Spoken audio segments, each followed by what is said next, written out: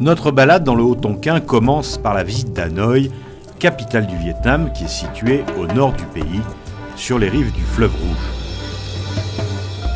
Hanoï est une ville de 7 millions d'habitants et sa population est relativement jeune, près de 40% de la population a moins de 30 ans.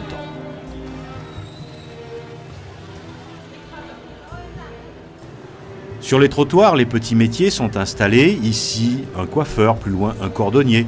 D'une rue à l'autre, des femmes coiffées de chapeaux coniques, venues des campagnes, portent d'un pas rapide de lourdes planches chargées de fruits et légumes. De petites échoppes posées à même le sol, le tout dans des odeurs de fruits, d'épices et de poissons séchés.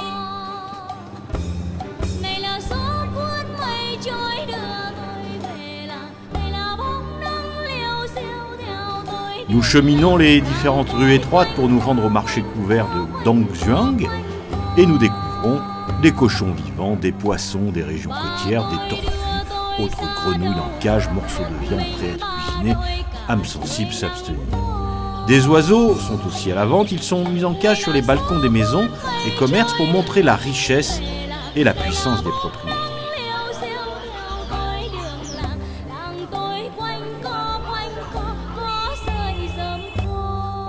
Nous veillons à ne pas perdre notre guide, Toan, dans cette multitude et minuscule allée de fruits, légumes et épices.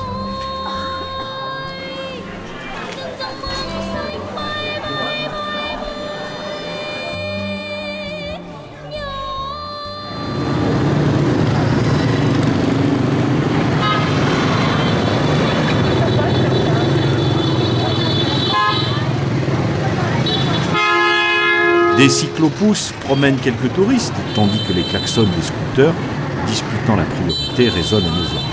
Traverser une rue est un véritable exploit.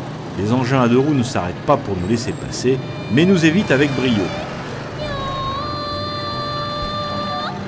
Dans le quartier, 36 corporations, noms de rue commencent tous par Hong, ce qui signifie marchandises en vietnamien. Et les commerçants sont regroupés par corps de métier.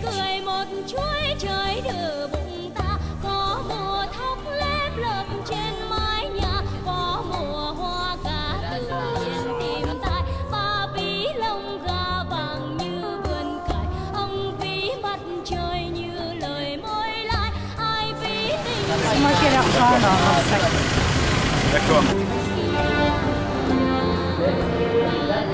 Le temple No Son, ou temple de la montagne de Jade, est situé sur le lac Wan Kiem, à proximité du quartier des 36 guides. Wan Kiem signifie lac de l'épée restituée. C'est suite à une légende selon laquelle une tortue géante aurait fourni une épée magique à l'empereur pour en chasser ses occupants chinois.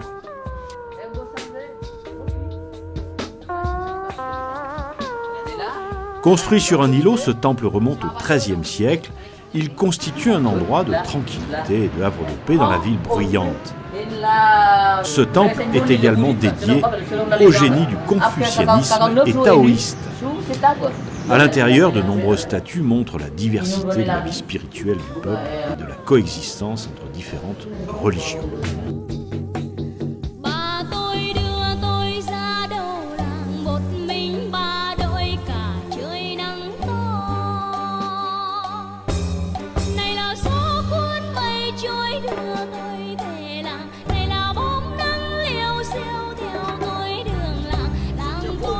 Salut les touristes.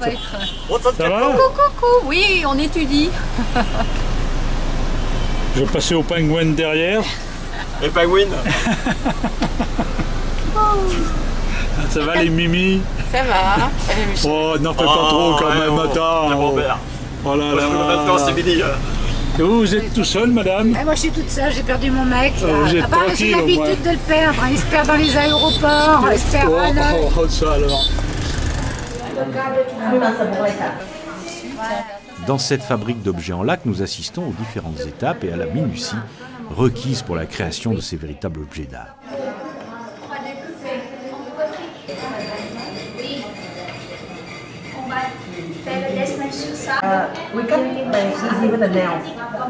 La laque est une résine issue du latex et de divers arbustes que l'on prélève par des entailles à la base du tronc.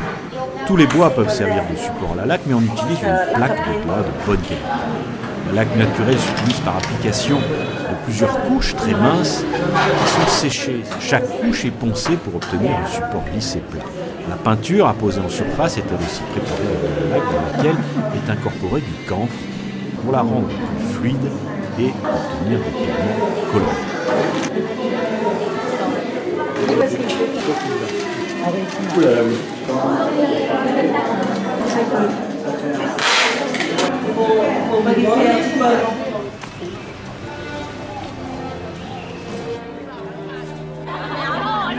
Ce temple, qui n'avait pas de but strictement religieux, servait d'académie et c'est ici que les fils des mandarins poursuivaient leurs études pour devenir lettrés et hauts fonctionnaires, un peu comme l'équivalent de l'ENA chez nous. De nos jours, il ne sert plus qu'à la remise de diplômes et nous avons eu la chance d'être présents ce jour-là où les étudiants en tenue avec robe viennent fêter la remise de leur diplôme.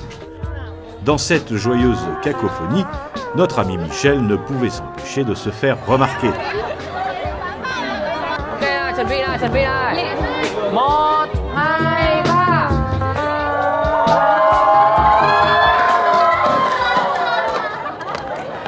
Nous allons jusqu'au village de Nam Hong, à la rencontre des Yao à tunique longue, où notre guide prépare le repas avec dégustation de manioc cueilli au cours de la randonnée.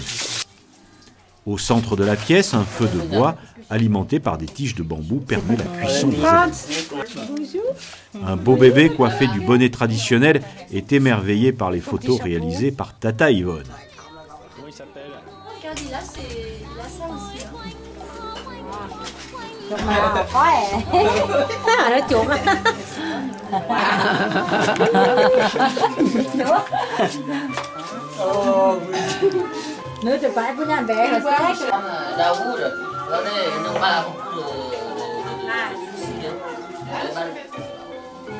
Et puis, retour à notre logement par une forêt tropicale de bambou. Dans chaque village, il y a un chaman. Nous assistons ici à un anniversaire de cette dame avec 2 chamans qui sont des sortes de magiciens, prêtres et médecins qui récitent des chants avant de sacrifier la poule promise pour le repas.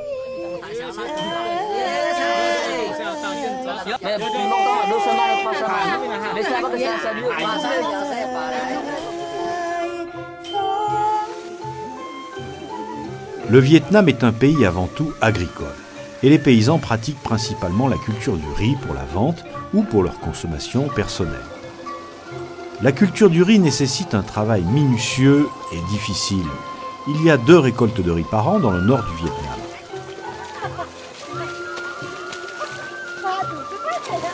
Pour labourer le champ, un buffle tire un araire dont le soc est une pièce métallique. L'objectif est de rendre la terre plus fertile, molle et facile à transporter.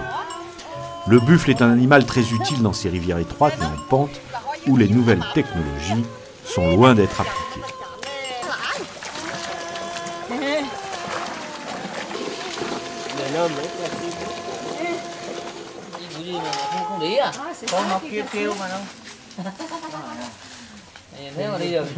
La conduite d'une mobilette sur ces chemins argileux nécessite des talents de mécano et un lot important de pièces détachées.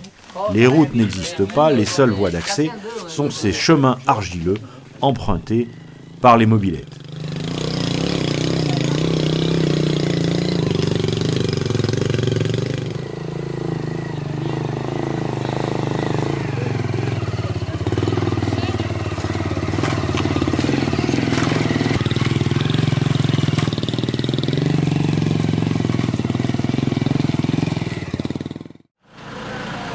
Sur la route en direction de Ha Long, nous faisons une halte pour des achats de fruits et de bananes délicieuses qui nous sont vendus par ces petits commerçants le long de la route. Bien évidemment que nous nous empressons de déguster car elles sont d'une qualité irréprochable.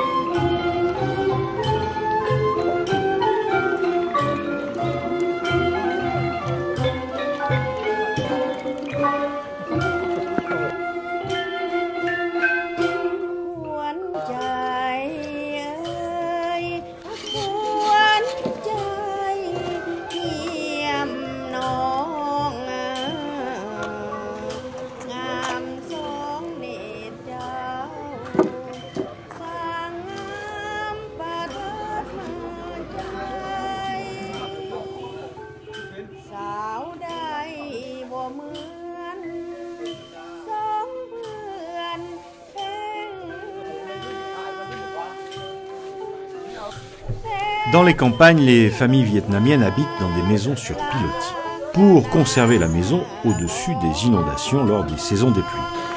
Généralement, les murs sont construits en pisé et la toiture en paille. Dans le jardin, un potager et une basse-cour sont régulièrement aménagés. Au rez-de-chaussée, l'espace est réservé aux animaux et aux outils. À l'étage, une grande pièce sert à la vie de la maisonnée. Les femmes s'occupent de l'entretien de la maison et de la fabrication des clôtures en bambou. Elles sont aussi chargées du battage qui permet de détacher les grains de riz des gerbes que l'on a mis à sécher au soleil.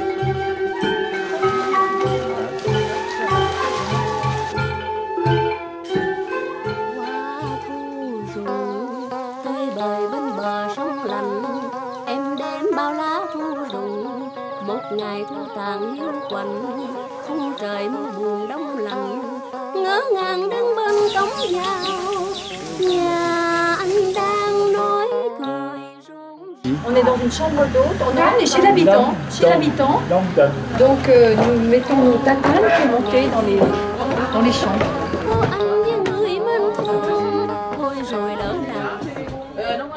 Nous passons la nuit non loin d'Ai Glang, chez les Ao Noirs, où nous sommes très bien accueillis.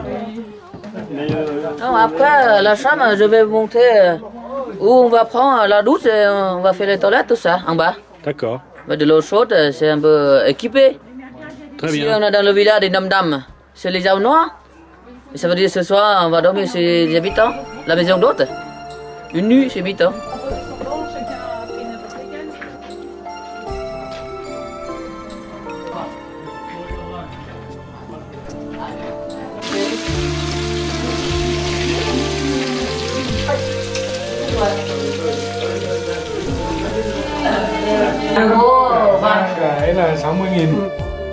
Pour le repas, pris autour d'une table basse avec les propriétaires des lieux, tous les plats nous sont servis en même temps avec sauce au piment et au soja.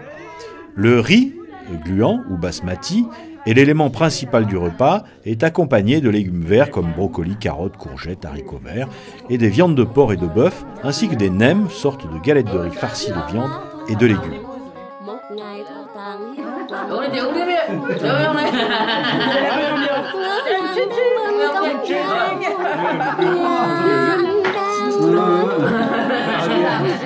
Regardez le monsieur.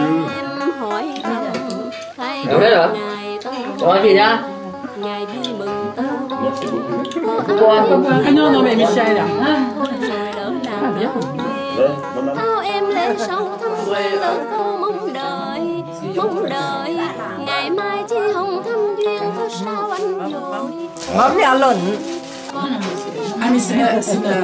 Avant de dire au revoir à nos hôtes, Agnès devient infirmière de Médecins sans frontières et soigne une plaie ouverte à la main de la maîtresse de maison. Ah bah tiens, j'en ai encore un, Michel.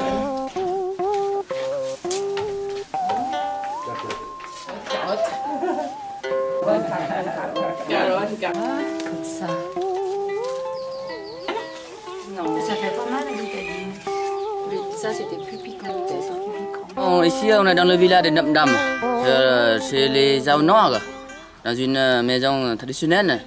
Et aujourd'hui, on va quitter ce village pour vers Dong Van. On doit faire 100 km. Et on s'arrêter au milieu de la route pour visiter quelques villages du monde. Allô.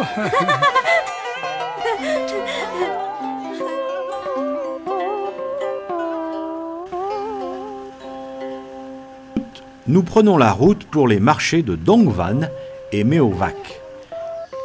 Nous faisons une halte dans un village Hmong où l'artisanat principal est le tissage du chanvre. Ce sont, comme d'habitude, les femmes qui assurent toutes les étapes de la fabrication des vêtements en chanvre, la culture du chanvre, la préparation des fils le tissage des étoffes, la teinture et la décoration et la confection. L'indigo est obtenu à partir d'une préparation de feuilles d'indigotier cultivées par les femmes du village. Le tissage exige un certain nombre d'opérations. Les fils de chêne sont fixés sur une extrémité au métier, l'autre au dos de la tisseuse qui tire de son pied un cordon pour actionner la lisse en même temps faire traverser la navette.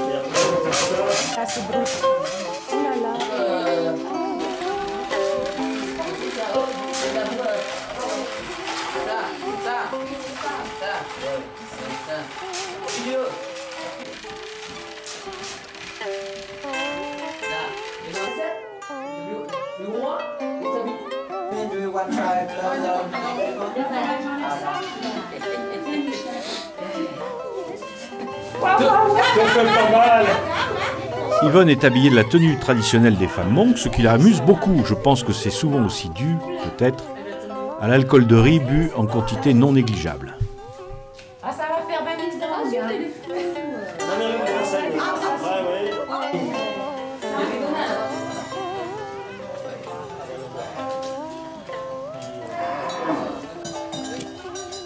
Bagai sih itu halaman. Itu halaman. Nggak bagus sama itu halaman.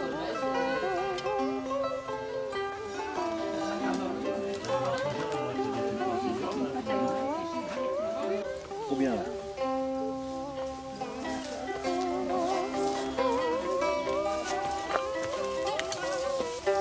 Bonjour. Tu me parles.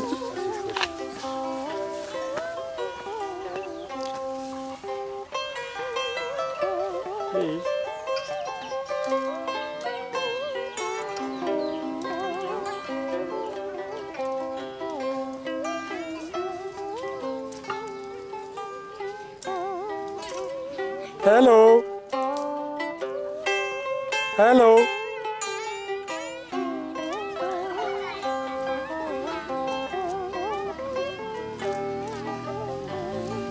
Hello les enfants. Bonjour.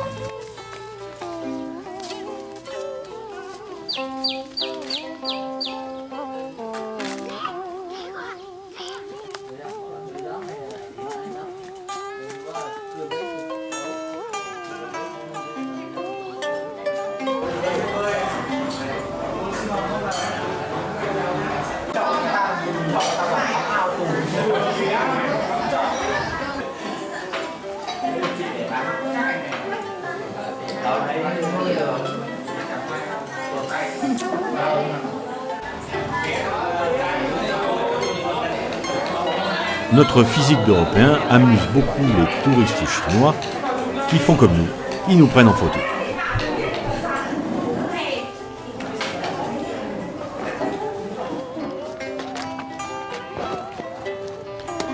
Peu avant d'arriver à Dongvan, dans le village de Pho Cao, nous avons la chance d'assister à une récolte de riz. Selon les disponibilités en eau, il est possible de faire 2 récoltes par an sur le même terrain.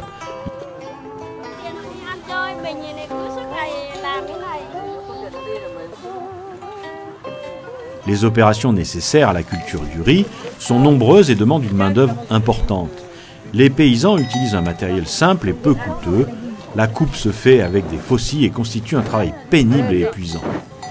La coupe se fait assez haut et une partie de la paille reste dans le champ afin de servir de nourriture au bétail que l'on envoie paître.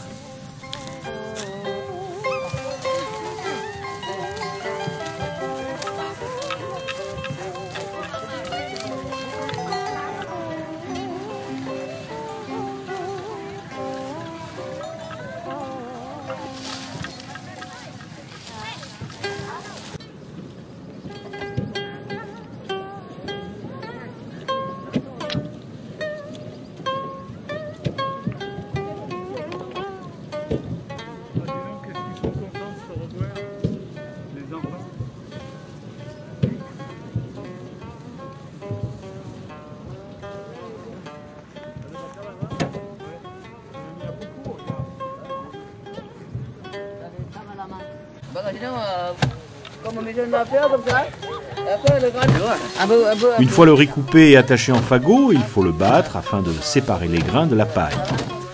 Cela se fait à la main et notre ami Michel nous montre ses talents de batteuse.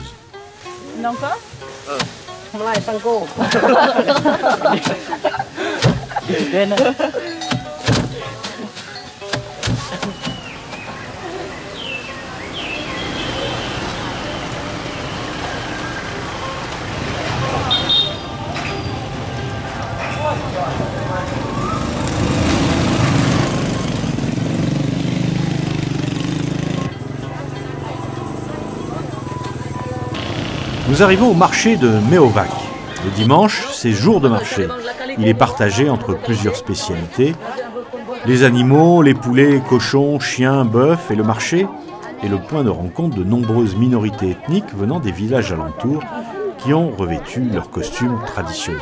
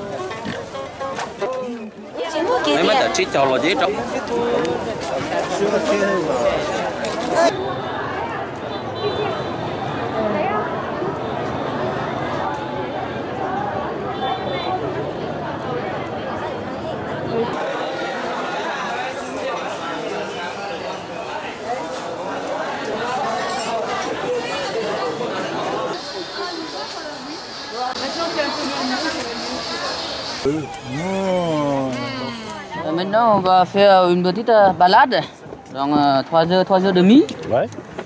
On va ramper jusqu'au village de Lolonois. Là, on va regarder les Lolonois. Les Lolonois, c'est nous, c'est une ethnie très minoritaire. Les femmes, ils ont mangé des bétaines. Leurs dents sont tout noires. Et les vêtements sont très colorés. Ils habitent dans une région plus lointaine, plus dure, très loin de la ville. Leur condition de vie est un peu plus simple. Beaucoup de choses dans la maison. Mais ils habitent dans un petit village, des vingtaine de familles. Dans la maison sur pilotis. Autour de la maison, c'est des animaux, des volailles, des cochons. Ils ont aussi cultivé le riz, le maïs, le manioc, comme les autres ethnies d'ici. Là, on va visiter le village dont depuis 3 ans, un groupe humain français, il s'appelait Frédéric Michalak. Il avait vécu avec les Lolonois. Et après, il a fait comme une petite mission sur leur vie.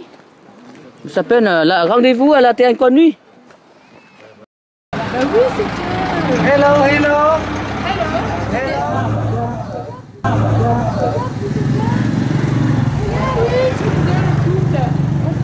Terre inconnue? Terre inconnue? Il n'a pas trop envie. Hein. Allez, toi, Qu'est-ce qu'on a?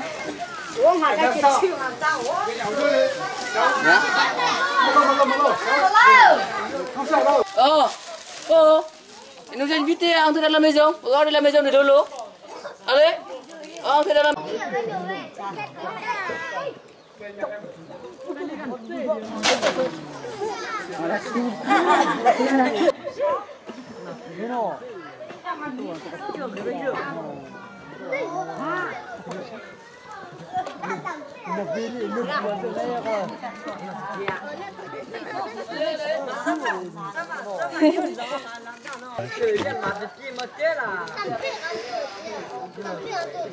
Je suis à côté de la dame de Lolo Noir.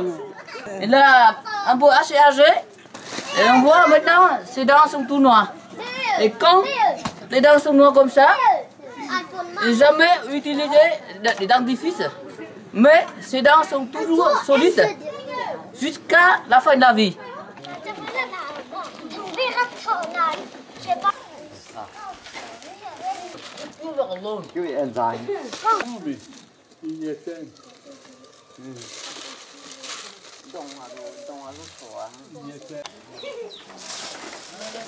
Mais ça en avait des jeux.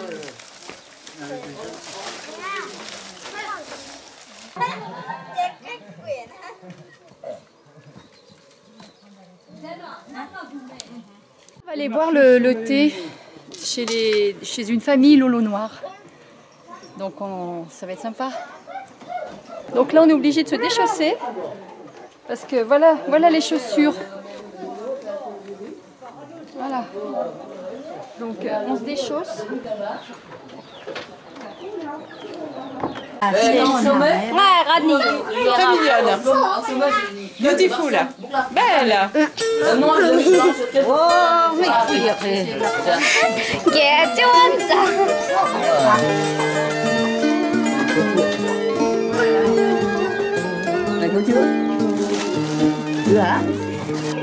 Je donnais les gâteaux, les bonbons aux enfants et aux adultes ici. Parce que les gens ici, les Lolo Noirs, ils aiment bien les bonbons. Parce que c'est pas souvent, ils mangent des bonbons. Quelques fois dans l'année seulement. Et maintenant ici, les bonbons comme les bons cadeaux pour les habitants ici. Là, on est dans une maison traditionnelle des Lolo Noirs. Et vous regardez la maison, c'est assez grand, assez large. Et autour, on voit beaucoup de riz, des sacs de riz. Et sur le toit, on voit le riz bouillant. Et là, c'est le coin pour faire manger, le feu. Et fait manger, et fait, comment dire, cheminée en hiver.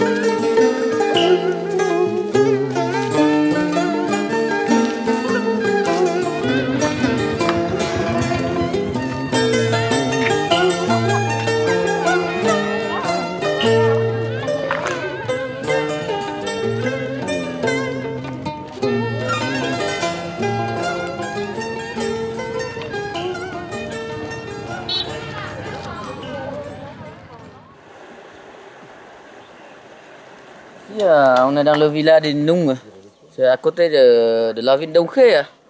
Les Nung, ils habitent aussi dans la maison sur pilotis. Vous allez voir la maison plus simple, avec le mur en terre torchis, avec les pailles de riz, avec la terre. Et les hommes qui habitent là-haut, et au-dessous, c'est les animaux, les volailles, les cochons, surtout les vaches, pour garder la chaleur en hiver.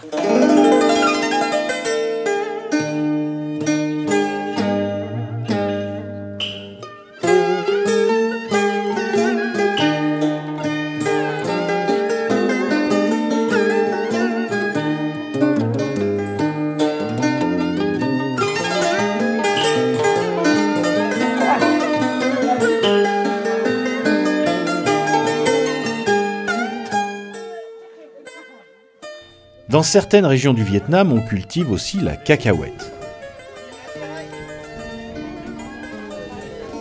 La cacahuète se développe dans la terre et comme la pomme de terre, elle nécessite d'être lavée à grande eau. En général, une fois ramassées, elles sont mises dans de grands paniers foulés aux pieds pour être lavées.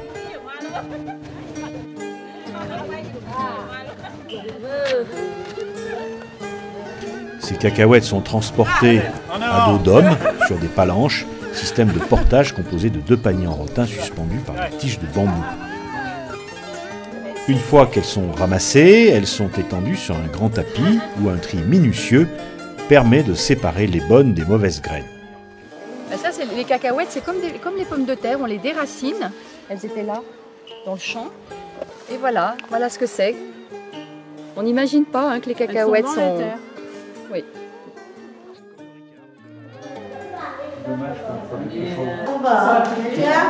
Ở đây là vừa trường lớp vừa một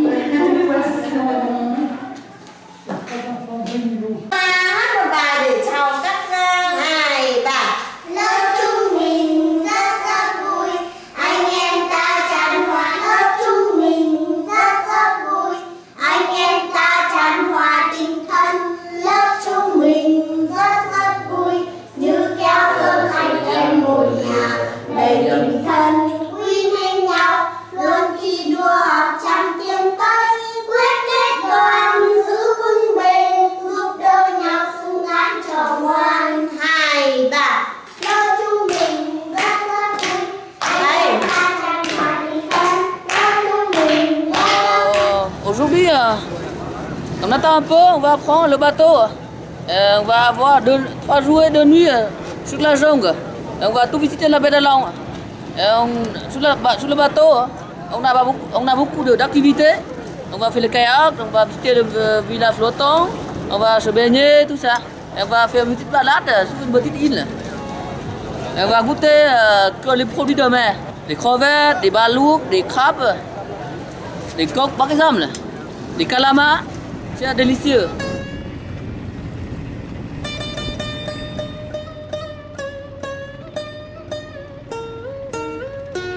Élégante dentelle tricotée par le vent et l'eau, la baie d'Along est un site naturel exceptionnel. L'un des plus grandioses de l'Asie du Sud-Est, qui est d'ailleurs reconnu par l'UNESCO.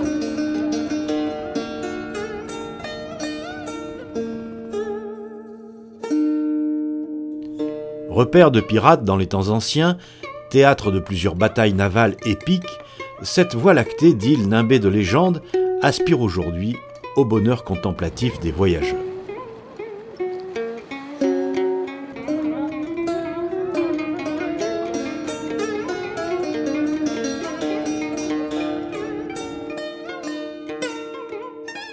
La particularité de la baie est sa multitude de pitons rocheux. Il y a 1600 îles et îlots rocheux comportant nombre de criques, le tout sur plus de 1500 km². Certains îlots sont creusés de grottes, dont certaines mènent à des lacs intérieurs.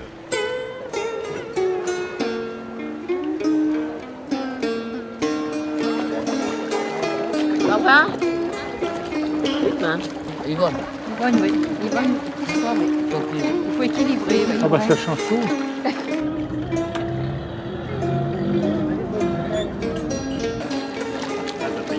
C'est encore plus poisson, c'est pas les gros.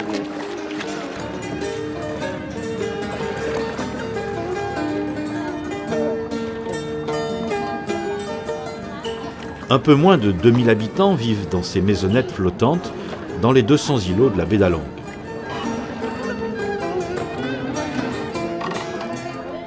Les barques de pêcheurs en forme de nacelle, faites de bambous tressés, sont typiques de la baie d'Along.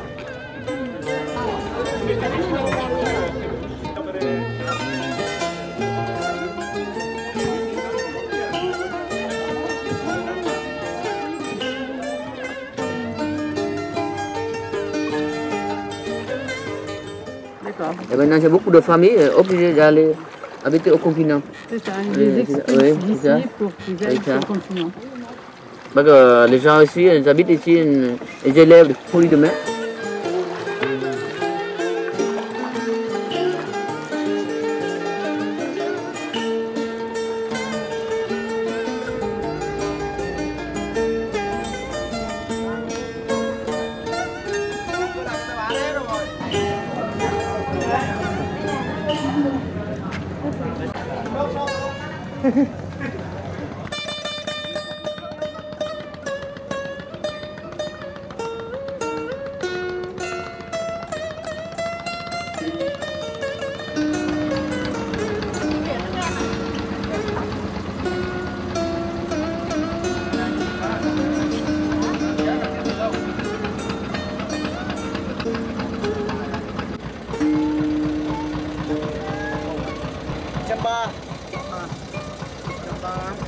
Cho mẹ nó đi.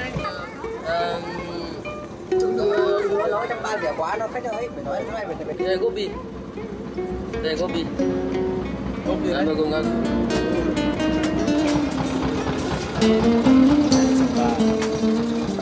Thấy mình cũng mì nào.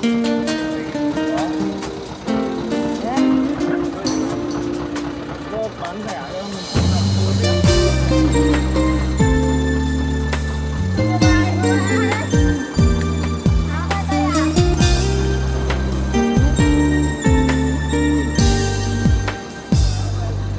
Nếu anh gặp em từ đầu, có lẽ đã không ai qua bề dâu.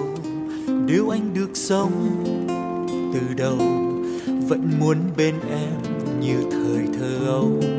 Nếu mai rời xa nhìn lại, trong giấc mơ anh em sẽ hiện ra như tuyết mùa hè và người trong màu áo trắng phao. Nếu em rồi sẽ ở lại, anh sẽ biết yêu em hơn ngày xưa.